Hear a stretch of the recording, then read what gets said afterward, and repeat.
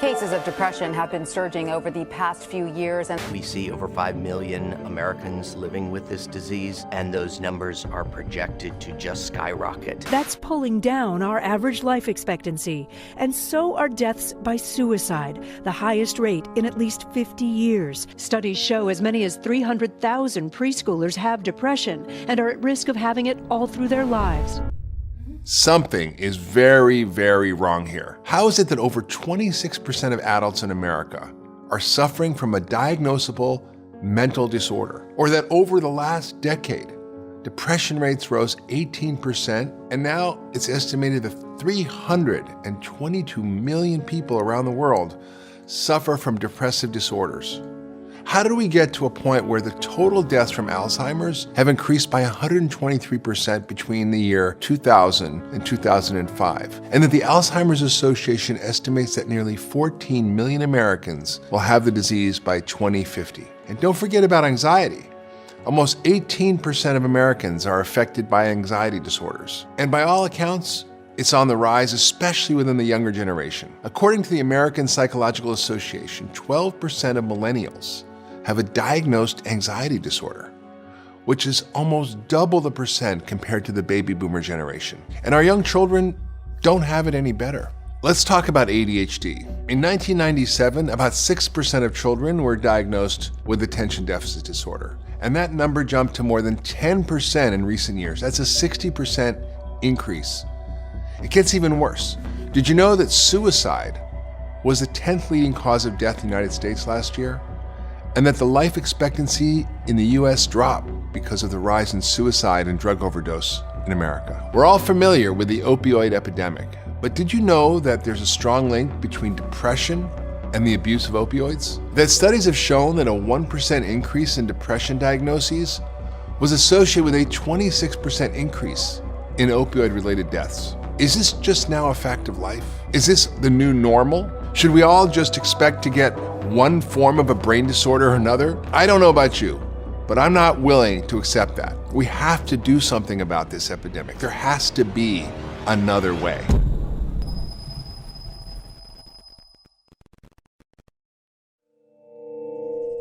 Hi, I'm Dr. Mark Hyman, and I'm the director of the Cleveland Clinic Center for Functional Medicine. I'm an 11 times New York Times bestselling author and a practicing family physician. I know what it's like to suffer from a broken brain. As a young physician, a cascade of events left me with a host of devastating brain disorders, including ADHD, depression, anxiety, and memory loss.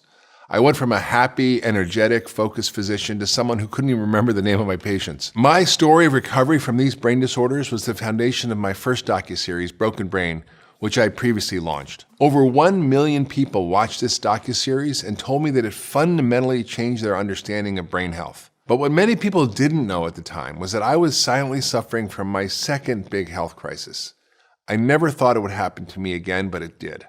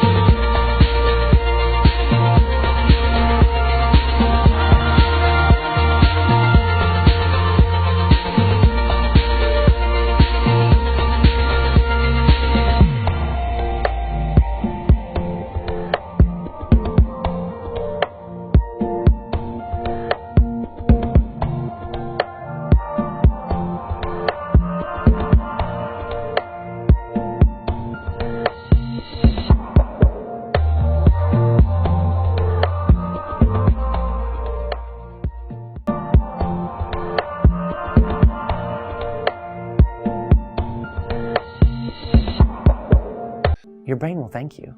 It will light up. You're only as old as you decide you are. You know, you can become an elder without becoming an older, because you can grow in wisdom, and yet you keep on learning. In this docuseries, I've asked experts to share actual exercises that you can do at home. Breathing exercises, movement exercises, community building exercises, and belief exercises. We are taking a hands-on approach to brain health this time, and I know you're gonna love it. 2 years ago, I was at one of the lowest points in my life, and it was a wake-up call. Not only was this period of my life physically draining, but I also had to confront a lot of trauma, limiting beliefs that I held, and stress that I'd not been dealing with. I wasn't that superhuman that I learned I should be in medical school that could push for months and months and without any rest or reset. I was a human whose body and mind needed to slow down and discover what was causing my body and brain to break down and what I could do about it. I went on a healing journey to pull myself out of this mess the same way I did over 20 years ago. I incorporated the core principles of functional medicine, and I learned much, much more. And now I'm presenting all this information to you. If you love Broken Brain, you're gonna love Broken Brain too. We're going to go even deeper so we can achieve our best brain health together. Thank you for watching Broken Brain 2.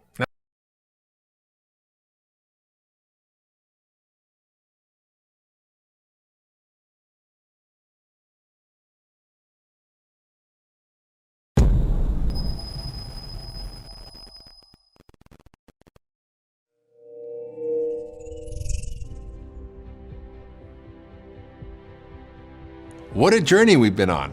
I hope you've enjoyed this docuseries as much as I've enjoyed putting this together with my team. I've learned so much in the process. I couldn't wait to share it all with you. We know that health is far more than just a lack of symptoms. True health is not about the absence of disease. It's about the presence of vitality. The Brain Reset is all about finding your most authentic state of well-being through a customized plan so you can feel truly vibrant and alive and not just okay. So often my patients ask me, how can I transform my health and wake up feeling good every single day? I tell them it takes inspiration, it takes intention, and practical tools that we can use every day. I've led thousands of patients toward a life of joy and vibrancy, and I want this for you too. I want you to wake up every single morning and give your highest gifts to the world. In functional medicine, we use a different roadmap to understanding disease. We call it the Functional Medicine Matrix.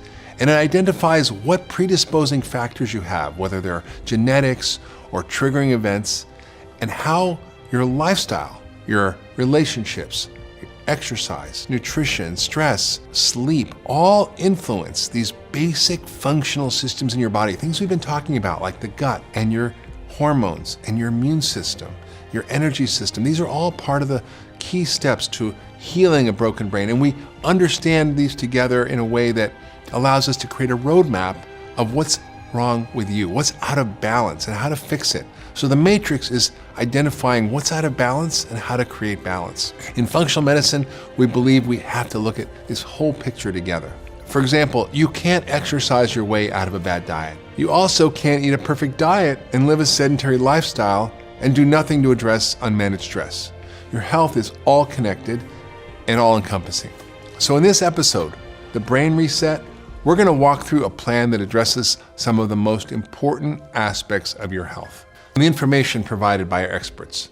And they include community, relationships, spirit, purpose, emotional health, nutrition, body and movement, immunity and detoxification, and mindset and practice.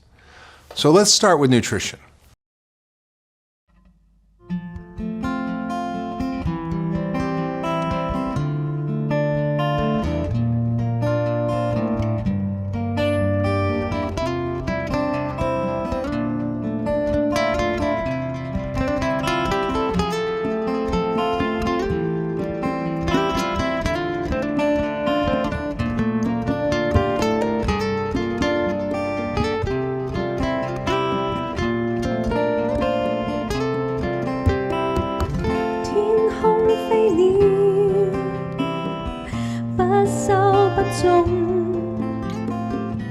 你天賦上這樣活他，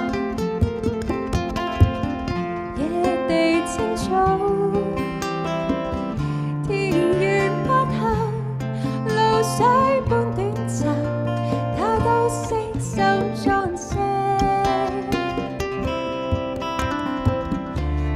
你不比，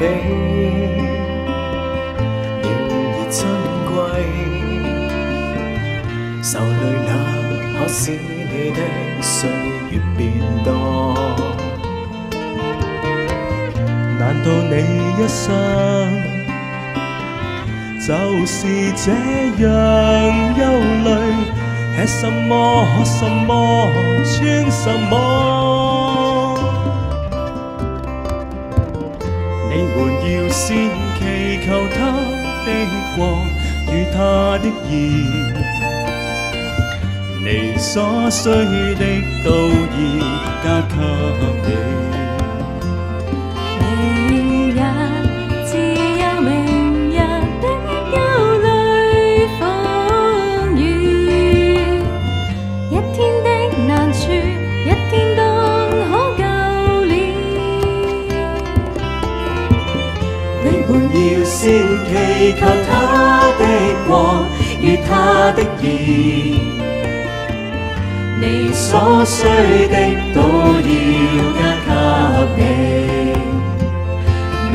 明日是有明日的憂慮風雨，一天的難處，一天當就夠了。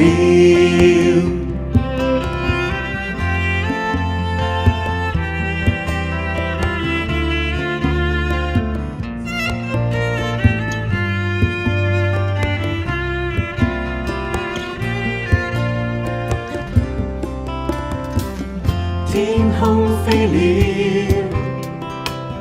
不收不種，你天父常這樣活他，難道你不比了而珍貴？受累那可使你的歲月變多？你們要先祈求他的國與他的義，你所需的都要加給你。明日是有明日的憂慮風雨，一天的難處，一天當就夠了。明日自有明日的憂慮風雨，一天的難處，一天當就夠了。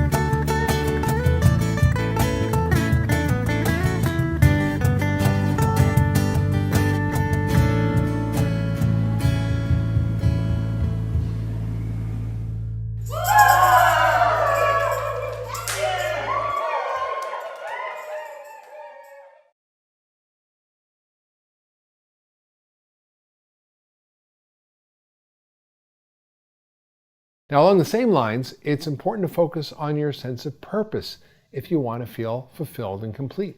Why are you here? What's your calling? Feeling that we have a purpose in life and sharing our unique gifts with the world allows us to tap into a much more joyful way of living. Now, this concept is so deeply connected to our well-being, spiritually, emotionally, even physically. It connects back to our heart-brain connection that we talked about, and that's why it's an important part of the brain reset. Having a greater purpose in life has consistently been found to predict lower mortality across all stages of life. We also know feeling purpose can benefit your brain health. For example, people who maintain a greater sense of purpose in life have been found to have a lower risk of stroke. Our internal dialogue is intimately connected to our physical body. So how can we tap into our own sense of purpose? A major part of pursuing a sense of purpose is identifying what makes you feel your best. What parts of your schedule do you most look forward to? How can you make more time for these things in a way that light you up? And also, what's sucking away your energy and happiness? How can you step away from it and leave it behind? Are you keeping an open mind to unexpected opportunities and things that can actually elevate you? These are really important questions to ask yourself so you can better understand the role of purpose in your life, to feel happier and more fulfilled. So these are really important questions you should ask yourself so you can better understand the role of purpose in your life. And that's going to help you feel happier, more fulfilled. And it's a great stepping stone into the next area of our brain reset, emotional health. Now, most people don't talk about these things, spirit, emotional health, your beliefs. I mean, this is really important stuff, and it actually determines so much about your health. I mean, your thoughts, your feelings, your emotions, your beliefs literally communicate with every aspect of your biology every second. Just think about that. Your microbiome, these trillions of bugs listening in on what you're thinking. Your immune system is listening in on what you're thinking. Every aspect of your biology is tuned in to these things. That's why they're so important. They're not just fluffy things that are not real medicine. They actually are real medicine. In fact, we study sociogenomics, which is the idea that when you're having an interaction with someone, you literally can change their gene expression by the quality of your interaction and relationship. That's pretty mind-blowing. If you're in a fight with someone, you're turning on inflammatory genes. If you're having a loving, connected, heart-centered connection with another friend or human being, you're going to turn on all the anti-inflammatory genes. It's amazing. So this stuff is really important. Okay. And with some other people, I kind of mix and match whatever I need. Help me overcome my emotional barriers that change my life. It helped me change my inner dialogue, my thoughts, in a way that allowed me to see what I was doing that kept things going the same way, which wasn't what I wanted. The more we push the bad feelings away, in fact, the more power they actually hold over us. And as we've learned from this series, ignoring your emotions can actually contribute to physical disease, which is one of the many reasons it's really important to face your fear of really connecting with your feelings. Now, at this point, you might be asking how to bring all these concepts together and how to understand the brain reset as one program. And that brings me to the final area that we'll focus on, mindset and practice. In this modern and busy world, I've learned to become a master of my time. I have about 10 jobs. I have a wife, 2 kids, multiple teams, and weeks of travel at a time, and the list goes on. It makes me a little crazy. Now, with all this, it can feel pretty easy to become overwhelmed. But what's kept me grounded is making time for the daily activities that make me feel good. It's easy for me to say, cut down on sugar, eat a whole foods diet, make time for movement, connection, and relaxation. But I have to walk the talk too. And this was especially important when I was healing from chronic illness a couple of years ago. Our mindset, our daily practices, can be the strongest guiding force to carry us on our journey to better health. And this is a huge part of my wellness routine. And this is how you're going to bring all these concepts from the docuseries full circle into your own life. Having the intention to eat well or to get regular exercise doesn't make you successful. It's taking action on those good intentions and making them part of your daily routine that will help you. It's helping you make them a habit. Your mindset is your collection of attitudes, how you respond to challenges, how you express gratitude, how you manage your time, how you take care of yourself. These are just some of the parts of your life that you can look at to get a better understanding of your mindset. And mindset deeply affects our body. In the case of stress, for example, people who feel challenged by stress instead of defeated have fewer psychological responses like anxiety, depression, and anger. In other words, they thrive from being stimulated from a little bit of stress. Too much, not so good, but enough stress to actually get them motivated and connected and engaged. Making healthy habits part of everyday life and part of the daily pattern that you follow so they become second nature is all part of harnessing the power of practice to create healthy action from a healthy mindset. We know that health is not focused solely on one specific thing like diet or exercise. It's a combination of many, many lifestyle choices, with the backbone residing in our internal attitude and a devotion to doing the work. The mindset and practice that we have allows us to turn our intentions into vibrant, glowing health. So I hope you'll use our steps outlined in this episode to leverage your own mindset and to create daily practices that will successfully integrate all the other parts of the brain reset into your routine. I can't thank you enough for joining me on this journey. It's been such a fulfilling and inspiring experience to dive into so many important topics with these incredible experts.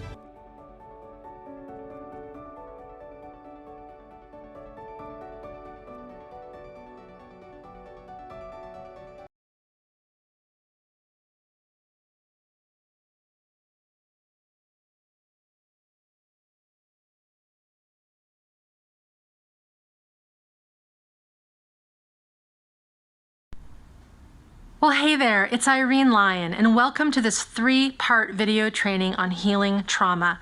Thank you for joining me here to learn what trauma really is, what happens when it gets stuck in the body and nervous system, and of course, what you can do about it so you can heal. Learning this info is a must-have if you've been on what I like to call a merry-go-round of healing practices and you're still trying to get to the bottom of what's really going on.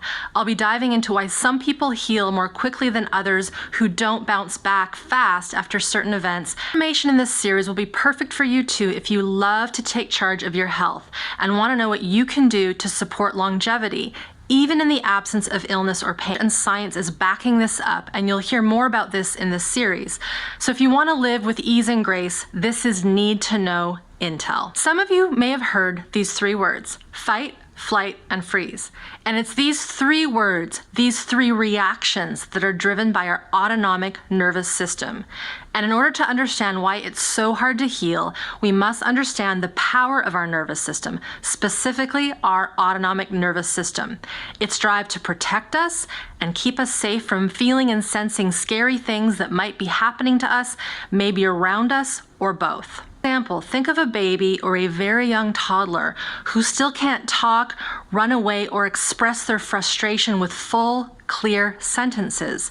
Now, in such a scenario, a little one has no other option but to freeze, also known as shutting down and numbing out, and go into a deeper and more primitive portion of our autonomic nervous system. All these scary, bad, and what we might term as traumatic things happen to us at distinct points in time, or maybe over a series of years when we were younger. But let's assume you or your clients are no longer in such scary and less than ideal conditions. And yet it feels like those events or those years of terror and helplessness are still living with us in present day. The reason why it seems like they are still with us is because the leftover effects of those earlier times stay in our system and don't heal with time. Those fight, flight, and freeze survival strategies are still alive and well in the system, even if we might not be aware of them. And they are kind of like a brewing storm that hasn't landed yet, but the energy and the power is still there and waiting, but the pressure hasn't been released yet. Our body's internal physiology and health is no different. Keep those survival responses on high, which is both fight, flight, and freeze, all together, and other bodily systems that autonomic nervous system is responsible for will suffer. And this is what the research is showing us. Those who have more stress and more adversity in their lives, when this traumatic stress is left untreated, physical and mental conditions pop up later in life. But if you throw in added pressure, say with schoolwork, needing to succeed and achieve, needing to make rent or pay off debt, and you already have a system that's overwhelmed with untreated early trauma, then you add one single traumatic event, like a car accident, for instance, and it's that one incident that tips the scale over. And in such cases like these, you can see breakdowns in health and mental wellness much earlier, as early as our 20s and even teenage years. Also, what makes this story even more interesting is that all this stored up survival stress, I call this stuckness, that's in the nervous system, is kind of invisible. But just as I've mentioned, it shows up in the health of our organ systems, how well we are digesting food, how well we bounce back from a common cold or maybe heal wounds. It shows up in how we can think and process information, and even how we tap into our creative potential. The stuckness and chaos will impact how we relate to others, our ability to know what we want and how to set boundaries. It'll also determine how short our fuses might be for challenging situations and people. I soon discovered that we, human animals, trap stress in our body and can keep it for a lifetime if we do not process it consciously, which many of us don't. Turns out that old adage, time heals all wounds, isn't that true after all? And what's more true is that healing happens when we have the right practices in place and we understand what's actually going on the insides. This discovery was brought to the table in the late 60s by Peter Levine when he realized while studying biophysics at UC Berkeley that animals in the wild don't get PTSD when they are faced with stressful situations, whereas humans living in civilized and industrialized societies do. An animal such as an impala is being chased by a predator such as a cheetah. The moment this chase begins, that impala spikes into survival mode, and in this case it runs away, it flees and tries to escape and protect itself. This running away, this flight reaction, is the autonomic nervous system turning on high. In my field of study, we'd say this animal is now activated and in survival stress physiology. If the impala gets away from the cheetah, its nervous system will come down from the chase and it will go to the other side of this activation graph. When the threat goes up, the more primitive parts of the system become dominant, and when it goes down, the more evolved parts become dominant. It goes back to doing what animals in the wild do when they aren't being chased or hunting themselves, grazing, resting, sleeping. It's also where the physiology goes into healing and rejuvenation mode. The other scenario might be that the cheetah gets the impala and the impala senses it might soon be cheetah dinner. So it'll go into a freeze reaction to numb out the pain of the kill. But while the impala may look dead, it's actually in deep shutdown response. And if that cheetah gets distracted by something else in the environment, maybe another animal wanting its kill, the impala will sense that it can flee and save its life. As you've been learning with me, humans have this exact same nervous system at our disposal. Yet, because of our societal conditioning and our higher brain centers, all too often we will keep running and fighting off that threat, or staying in freeze even when the threat and activating situation has long passed. In a nutshell, when we don't release and deactivate those freeze and fight-flight reactions, we stay stuck in our survival responses and live with limited access to the more evolved portions of our nervous system. And it is this stuckness that limits good health. Good health in the human system means good nervous system regulation. And regulation means a body system that is in good flow. It has these natural up and down rhythms and flow, which means when we experience stress, adversity, and traumatic events, we respond, but we don't stay in this response when the stress and adversity is gone. This means coming back to a relaxed state that allows for healing, social connection, and also higher brain functions such as creativity. Now let's take a look at how this held trauma in our system can cause people to react differently to the same event. But imagine a very minor car accident, something that's a 5-mile-per-hour fender bender. The people walk away from the accident with no problems at all. And it's so minor that there isn't even a need to exchange information because no damage is done to the car. Imagine that in the same car are two friends. Let's call them person A and person B. And both are in the back seat of the car. Person A walks away fine. Next day, they're fine. All systems, all autonomic nervous system functions are working smoothly. They have no trouble sleeping. They have no trouble getting into a car either as a passenger or driver. Their digestion keeps working. Muscles feel great. They were just as they were the day before. But person B, the following day, is not so great. They may have felt fine the day of the accident, but then the next day they wake up and they feel an unfamiliar anxiety. They notice that they startle when their kids come in from playing outside, and they don't want to drive to work the following day. And this continues over the period of a week or two. They start to get sore neck muscles. Their entire body becomes tender and sore. They get a common cold virus and may never get a cold. And their digestion starts to go off with heartburn and trouble with bowel movements. They go from feeling like a healthy human being to having no energy. And to top it all off, bouts of panic start to arise for no apparent reason. It describes perfectly how mysterious signs and symptoms can surface when someone might not think anything that big has happened to them. So I want you to imagine a swimming pool, and there's this pool with some beach balls in it, those good old plastic beach balls. Now imagine there are too many balls in this pool of all different sizes, and there are so many that they can't really move, and it's even hard to get them out of the pool. Now imagine your body is the pool. Your nervous system, your cells, your organs.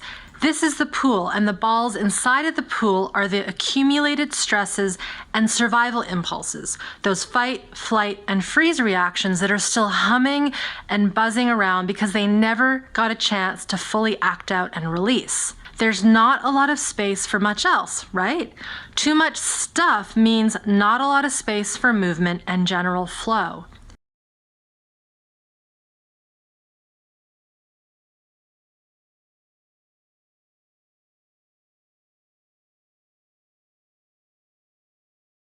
That untreated trauma comes in many forms from many sources that may not seem traumatic on the surface. And so the way this survival stress shows up isn't always so obvious. From my experience in private practice, it was always the insidious and seemingly subtle stressors in my clients' lives that happened repeatedly, which they may not even have noticed were happening, that were the trickier ones to unpack and heal, because so often we've cleverly shut down our senses and awareness to these less than ideal situations. In essence, they become part of our life, like another limb that's just attached to us, and yet they're draining our resources and life energy. So here are the 5 telltale signs that someone might have undiagnosed trauma in their system. The first sign is resistance. The next one is folks who eat super healthy but are still unwell. The third is so prevalent these days. It's those folks who feel anxiety and fear for no apparent reason. The fourth is being caught in a cycle of toxic relationships and self-sabotage. The fifth is chronic health conditions of the physical and mental kinds. There's 4 main categories of trauma, and they include shock trauma, accumulated stress, what I'll call medical and more trauma, and finally early and developmental trauma, which is actually the most common type in the industrialized world. The first kind that I'll review is shock trauma, but before I do, I want to remind you that all of us here most likely have experienced one, if not multiple types of these traumas. So make sure to notice your responses as we move through these types of traumas. Feel your butt in the chair and pause if you need to. Shock trauma is what we tend to think of most when we think of trauma. We think of an accident, like a crazy downhill ski racer that crashes, or a kid that falls off their bike and breaks an arm. They had a bit of a shock, body got a little hurt, and they had to recover from it. Natural disasters like hurricanes or earthquakes can lead to shock trauma, as can physical and sexual abuse. Even verbal abuse is considered shock trauma over the age of 5 years old. The second kind, accumulated stress, most people wouldn't think of as traumatic, but over time, just living in industrialized cultures can be traumatic. We accumulate our stresses due to our work environment, not enough downtime, bills to pay, families to take care of, not enough sleep, etc., etc., etc. If you think back to that swimming pool with too many beach balls inside of it, this would be accumulated stress that's going to wreak havoc on the nervous system as well as the body systems over time. The third kind of trauma, what I'll call medical and more, is a broader category, but it's important to tell you about it because all too often it goes overlooked as a possible reason someone might be struggling in their life even years after the actual incident took place. And that's what we classify as medical and anesthesia trauma, as well as near-death experiences and experiences where something happens to someone when they are unconscious. For example, if they've been drugged. Medical procedures that might be considered routine, such as a tonsillectomy or setting a bone after it's been broken, or even a routine doctor's appointment with a doctor who has a really poor bedside manner, can lead to us trapping our survival reactions, those fight, flight, and freeze reactions inside. Think of those balls being trapped inside of that swimming pool as I described in video 1. This category of trauma also includes experiences like getting knocked unconscious before we know what hit us, as might happen in high-impact sports, or being assaulted while unconscious, such as in date rape. What I want you to know is that you can heal from these experiences even years later, as well as learn what to do so you are better prepared to avoid trauma if you have medical procedures in the future. The last kind of trauma, which is actually the most common kind in the industrialized world, is early and developmental trauma. This is a big category, so for the sake of simplicity, let's consider this as bad and scary things that happen to us under the age of 3, plus also while we're in utero. Examples of this can be a mother being very stressed and experiencing traumatic events while she is pregnant. The growing child, while inside of her, experiences her stress chemicals, fears, and worries. Birth trauma, which might mean having been removed from mom with physical force, as in the case with forceps or the use of a vacuum. Also being stuck for some time in the birth canal. Being born premature and having to be isolated in an incubator or hooked up to various machines for a certain period of time to keep us alive and breathing. Serious conditions such as a high fever, infection, or some kind of medical scare wherein the infant's nervous system is trying to defend the foreign bacteria or virus. Undergoing a medical procedure or surgery. Choking on food or a foreign object and having the airways compromised for even a small period of time can be an intense experience for an infant and young toddler, putting them into survival stress responses. And of course, physical and sexual abuse and other forms of neglect, such as lack of proper nutrition and unfavorable shelter and safety, are big players too. Now, while this list isn't all the possible ways an infant or toddler might encounter high stress states, it gives you an overview of a few things. The final type of trauma, early and developmental, while lesser known to most, is actually one of the more common types, and that is not having secure attachment and healthy attunement from a reliable parent or adult caregiver. And as you'll soon find out, it is also the type that has a lot to do with why we get stuck in survival mode and why it can be so hard to heal. To dig into this category, we need to start with a few definitions. Let's start with attachment. Attachment is a term we use to describe how an infant and caregiver, usually the mom, are connecting. There are many different types of attachment that an infant will get pending the health of the parent and their ability to connect and bond. But for our purposes right now, secure attachment is the best possible kind of attachment, which occurs when the mom or another adult caregiver is there for the baby when the baby needs soothing connection, is hungry, cold, too hot, and so on. Basically, the infant is getting its needs met on demand. This safe and secure attention and attunement is what forms a healthy nervous system. Through this infant-parent dance, something called co-regulation is created. This co-regulation is critical for a new human when they are born, because at birth we don't have a mature autonomic nervous system, and part of the maturation process is learning how to calm down, also known as self-soothing or self-regulating. At its heart, a person's capacity to deactivate naturally is part of self-regulation. This ability to self-regulate is more than just turning off our survival responses. That is a part of it, but it isn't the whole story. It's also the portion that, when in place, enables us to feel safe around other humans and enjoy connecting with them.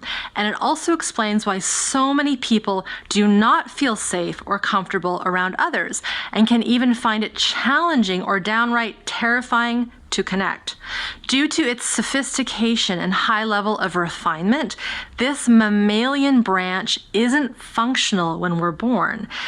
The potential is there, but it's not working, which means it must be built up when we are a baby, and it's via this secure attachment and healthy attunement that this takes place. Trust me when I say that not having at least one attuned and healthy caregiver will create a high level of survival stress in an infant, which is why this is classified as early and developmental trauma. Which means to heal, we need to work on bringing those pieces that were missing in the first place back online. Please know that we can learn how to build this mammalian part of our nervous system back up later in life because of something called neuroplasticity. The study uncovered is that the more ACEs, or adverse childhood experiences, you had as a child, the greater your risk for physical disease such as cancer, heart disease, chronic illness, mental illness, being a victim of violence, and also being the one that is violent. We can tackle the underlying root cause of our hurts, pains, anxieties, overwhelm, toxic relationships, and more. Meaning there is hope and promise for those who have been impacted in this manner. Perhaps this is you or your clients. We also know the importance of nurturing our young and caring for the families that care for them.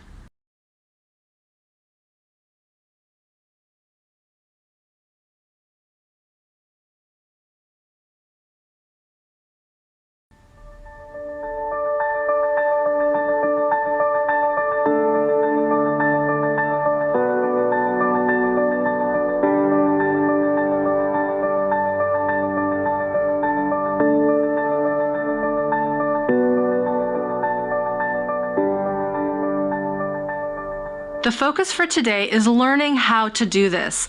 I'm about to break down the 5 key components that I have found must be understood and practiced so one can begin rewiring and regulating their nervous system, and of course, their entire body-mind interface.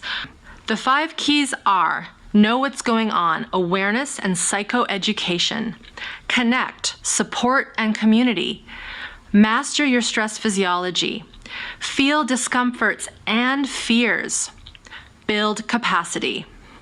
Know what's going on, awareness and psychoeducation. To heal at this nervous system level, first you need to know what's really going on. Because of our higher brain and its cleverness, we need to feed it the right information about our nervous system so it can have the upper hand when we slip into survival mode. You know, in those moments when we shouldn't be. When it comes to awareness, we need to cultivate self-awareness and environmental awareness. So this means learning how to orient to yourself and to the environment around you.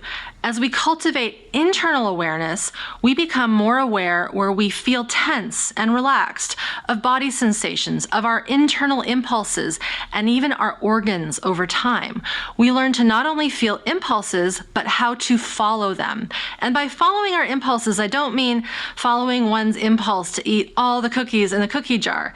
It is about feeling into our internal physiology and knowing when it's trying to talk to us. So this is a very important piece. Also, we need to learn how to orient to our external environment, something that sounds simple but in reality is layered and is a huge part of growing nervous system health.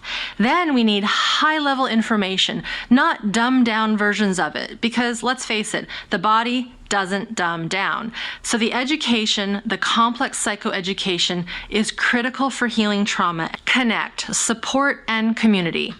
The next key for healing trauma and getting greater regulation back to your nervous system is proper support, connection, and community. And as Gladwell writes in his book, the Rosettans had created a powerful, protective social structure capable of insulating them from the pressures of the modern world.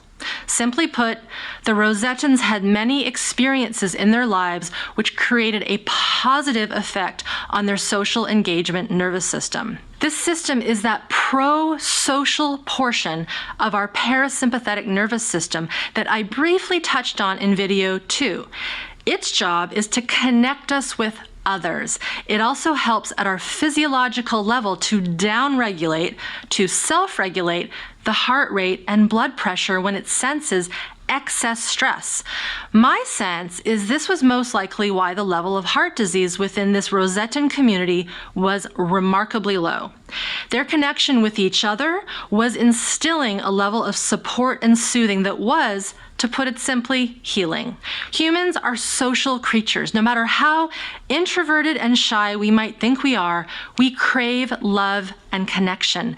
This part of our nervous system that is wired for human connection, this pro-social branch that is part of our vagus nerve, needs connection and attunement that's safe, secure, and filled with empathy. Not only to develop when we're infants, but throughout our entire lives so we can maintain a sense of well-being and goodness, which we humans are wired to heal, grieve, celebrate, and create together. When we can connect with others who share this same path, people who get us and get what we are going through the way we do in Smart Body, Smart Mind, we see that it is possible for things to change for the better. We meet our deep human need for healthy connection, which fires up our social engagement nervous system and supports healing at the biological and cellular levels. Through your stress physiology. Hopefully you're seeing by now that what we experience as anxiety or stuckness or chronic illness or having a hard time connecting, be it with ourselves or other folks, has a lot to do with our survival or stress physiology. A favorite quote of mine by Gabor Mate really speaks to this. Awareness also means learning what the signs of stress are in our own bodies, how our bodies telegraph us when our minds have missed the cues. In both human and animal studies, it has been observed that the physiological stress response is a more accurate gauge of the organism's real experience than either conscious awareness or observed behavior. This is a small excerpt from a book titled When the Body Says No, The Cost of Hidden Stress. And I mean, that book title says it all, The Cost of Hidden Stress. What Dr. Mate discovered when he was head of palliative care at Vancouver General Hospital was his patients, who since they were in palliative care were literally waiting to die, when he dug into their lives, talked to them, and heard their stories, they all had a common theme. They didn't process their stress, they held in their emotions and were stoic at all costs. They didn't know how to be selfish. Yes, selfish, meaning they always put others first and their own needs were never important. They were always apologizing for being alive and being sick, and many had traumatic experiences growing up. He found that eventually his patients and their bodies would say no, no more, and that no would come through in the form of a life-threatening illness. When we master our stress physiology and finally listen to it and what our body needs, this is when we turn on our healing DNA and real shifts and possibilities emerge. And one final note here, which goes nicely with the next key, and that is to know that this level of change is not something we can see with our eyes. It is happening internally, inside sensations, in how we connect and listen to our impulses, feeling, discomforts, and fear. To dig into this fourth key properly, we do need to keep the last one, master your stress physiology, in mind. And I also want to remind you of our trusty swimming pool and beach ball analogy, because as one starts to get better at following their survival stress reactions and they have more knowledge and understanding, it is not uncommon for people to start remembering and experiencing old past events. And with these events, there just might be, and there often is, stored up fight, flight, and freeze reactions, which means the balls in the pool start to move around and look for an exit. Maybe we were that infant that had a surgery and we had no choice but to freeze and numb up our body because the pain was too intense and we didn't have the cognitive function to understand what was going on. Or maybe we did grow up with domestic abuse, but we could not fight or flee, which is so often the case because doing so was just as unsafe as the abuse itself. So what do? We shut down, we freeze, and we disconnect not only from our surroundings, but from our own body. But under all that shutdown is survival energy, that life force energy that is our fight and flight energy. And when this frees up, this is what sparks up our healing capacities. And it can also spark up fear, anger, and other uncomfortable emotions that were associated with the trauma. What's happening and how to work with it, we fear it less. And when we start to allow these old experiences to move through, our swimming pool starts to empty out those beach balls of stress. And it also becomes bigger overall. This means more space for stuff that is not just based on surviving and staying safe. Build capacity. Building capacity means making that swimming pool bigger. With greater capacity, we don't sweat the small stuff, and what used to be highly triggering and even downright terrifying becomes way easier to face, be with, and release. What might have thrown us off for days or even weeks or months can be processed and integrated in minutes, even seconds. Building capacity happens in two ways: by working directly with the underlying physiology, the cells, the organs, and other bodily systems. And it also happens by default when the other keys are put into place.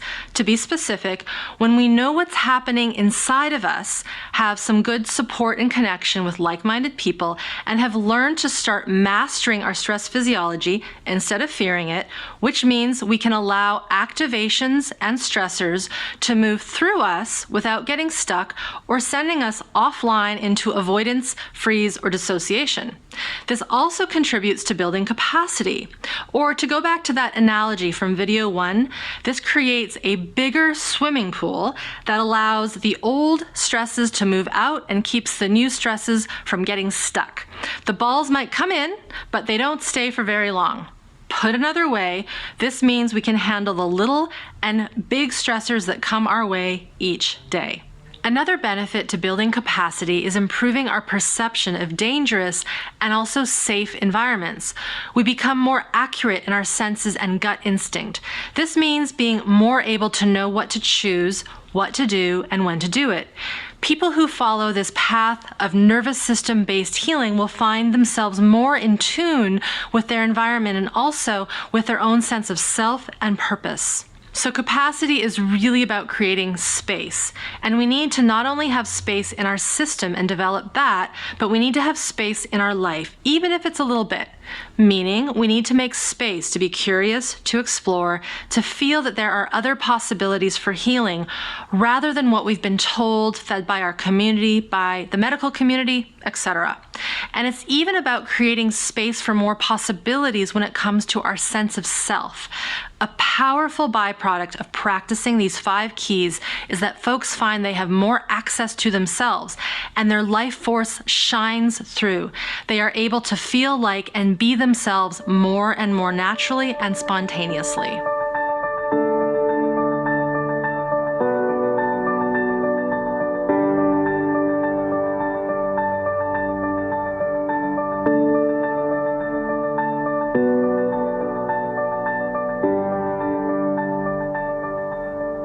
So the 5 keys tells us what must happen to bring more nervous system regulation on board so we can heal and have more choice in how we live.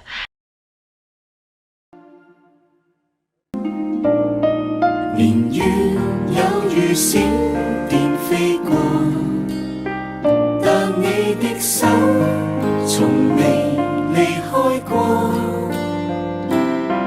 看春光，看豔陽，看落葉，看冰河，你右手總晝夜扶持着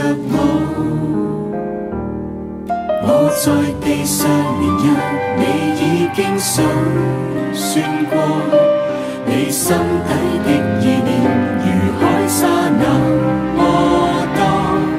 我在地極與天涯仍夠看顧着我，這高深的愛可測得透麼？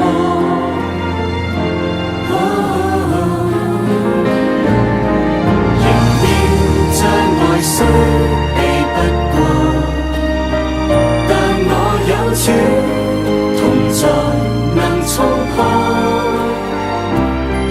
有北風，有巨浪，有禍患，有艱難，我藏身主蔭下昂然步過。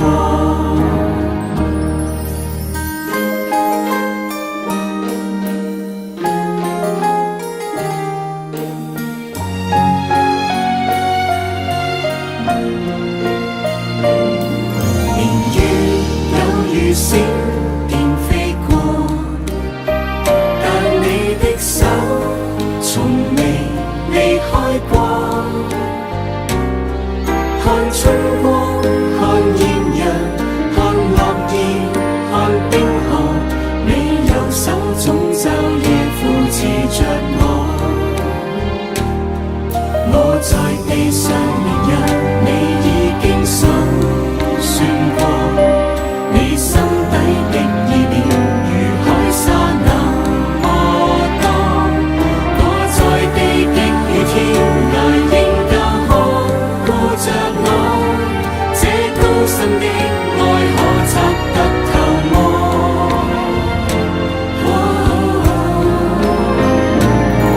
仍然像愛雖避不過，但我有主同在能衝破。有北風，有巨浪，有禍患，有艱難，我藏身主蔭下昂然步過。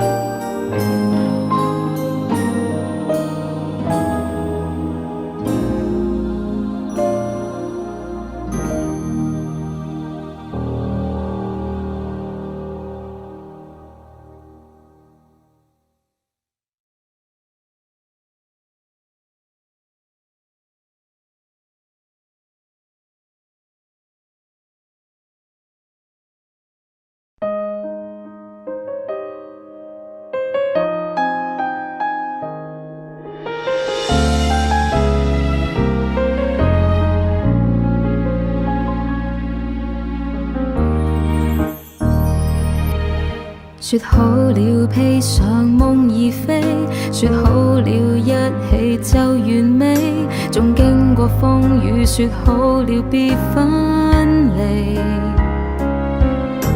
你悲與喜，我願陪你。若我心有根刺，別提起。我不慣伸手撐得起是爭氣。如若心底角落開放了，連創傷也不儲起。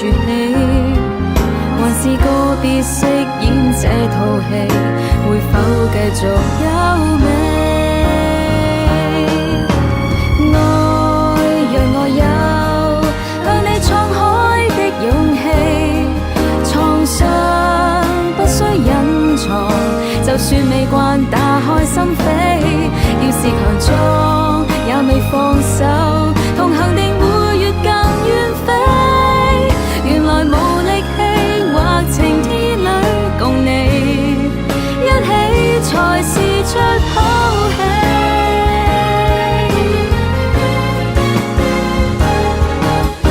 愛讓我有向你敞開的勇氣，創傷不需隱藏，就算未慣打開心扉，要是強壯也未放手，同行定會越更遠飛。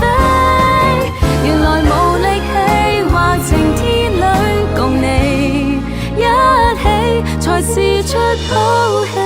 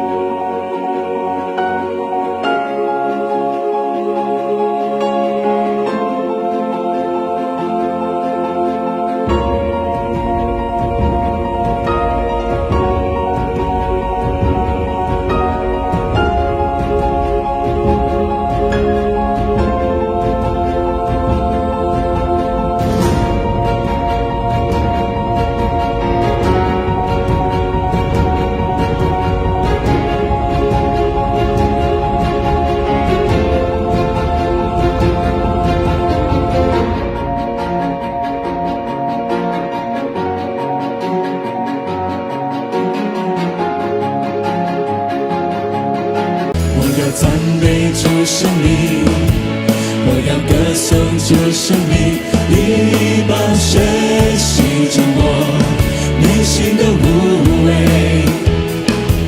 我要荣耀主生命，我要高举主生命，你的爱拥抱我，不再被罪恶捆绑。主你安生触摸我，驱走内心的伤痛，在你里面我重新得力，有满足的喜乐。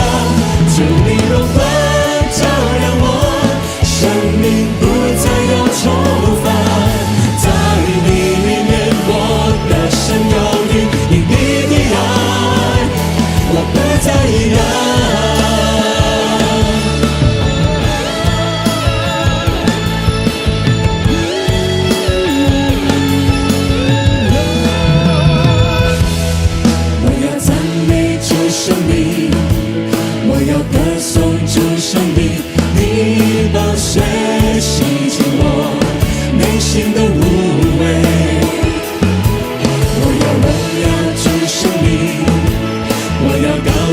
主生命，你的爱拥抱我，不再被罪恶捆绑。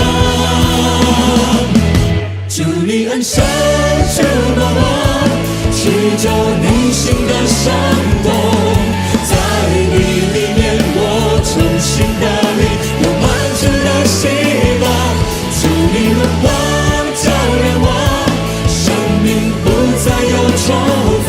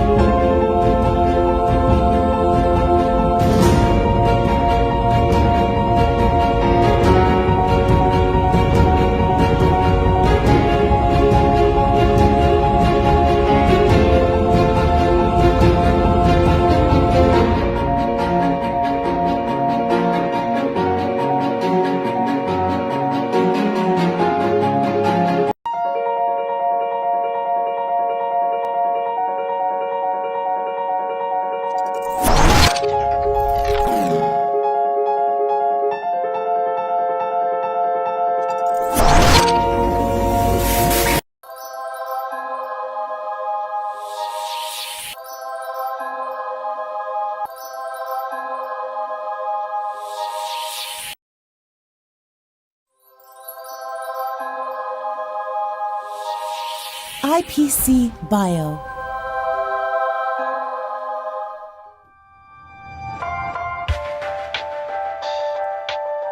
喺我哋生活嘅每一個領域，無論係人與人、物與物，甚至係細胞與細胞之間，都存在住規律。好多專家一直細化及探索每一個規律嘅組成同變化，用以改善我哋嘅生活。而質子能量技術正係現存最深入嘅突破，佢將帶領我哋進入全新嘅生命領域。規律無處不在，由浩瀚嘅宇宙到我哋身處嘅銀河星塵，到地球，都係由不同嘅物質組成，而物質亦由唔同嘅微粒排列而成。我哋嘅人體亦都係一樣，喺呢個微粒系統裏邊，我哋探索到有更多更細化嘅規律存在，由細胞到每一個分子，分子之內有好多原子，原子就包含咗質子、電子及中子，而其中質子嘅不規則運動就會對整個分子狀態產生影響。只要能夠改善質子運動狀態，就能夠改善佔我哋人體最大比例嘅水分子嘅功能。透過我哋革新嘅質子能量技術，就能夠改善及將質子振動有序化，從而改善水分子嘅物理狀態。規律嘅重整令質子運動更有序，有效優化身體內每一個分子，可以令我哋身體質素得到更有效嘅提升。我哋嘅目標係希望將呢種比納米科技更先進、更精細嘅質子能量技術普及應用喺健康護理嘅層面上。透過重新排列體內質子嘅振動，已經證實有效緩解疼痛同埋加快治癒進程。結合微電治療技術同中醫經絡學原理，我相信我哋將會進入一個全新嘅健康領域。質子能量技術嘅轉化及應用層面非常廣泛，可以結合唔同嘅儀器，達到唔同嘅效果。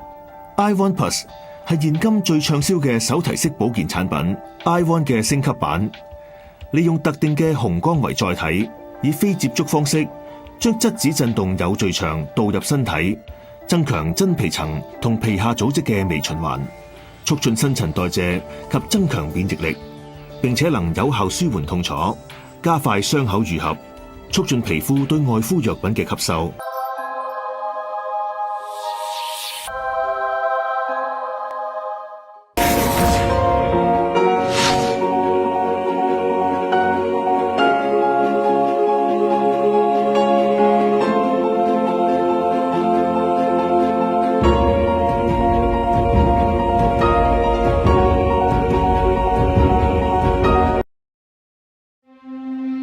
It's not just that disease starts in the mind, it's that everything starts in the mind.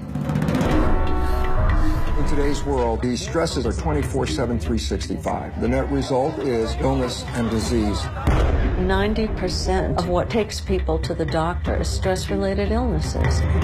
When you perceive a threat, in the old days we referred to that as fight or flight. But now it's your spouse, or it's your boss, or it's rent that's due in a week. And yet the system reacts as though it's a life-threatening situation. And if you're running a fight or flight response all the time, your immune system is compromised chronically. We have the most money going into healthcare than any country in the world, and we have some of the worst statistics of healthcare. My body wants to be healthy, but it's the head it's the fear. I don't know who I am without being sick. In a way, we have more faith in the power of cancer to kill us than we have faith in the power of infinite possibility. Every organ in the human body has the ability to heal itself under the right conditions. What are those conditions? That's the question. We are in a mindset that our body is a machine full of organs with buttons and levers that need adjusting. Psoriasis and eczema, cause unknown. Multiple sclerosis, cause unknown. Fibromyalgia, cause unknown. Are examples of people out there who have healed from it. When I looked at the data, they were all using these 9. Only 2 of them are physical. The rest are mental, emotional, and spiritual. Does this mean medicine is all negative? And I go, absolutely not. Medicine does miracles with trauma.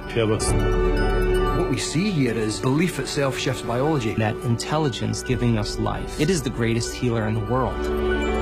These symptoms are brilliantly intelligent in waking us up. Doesn't matter how long you've been sick, you can heal, and always remember that and never forget it.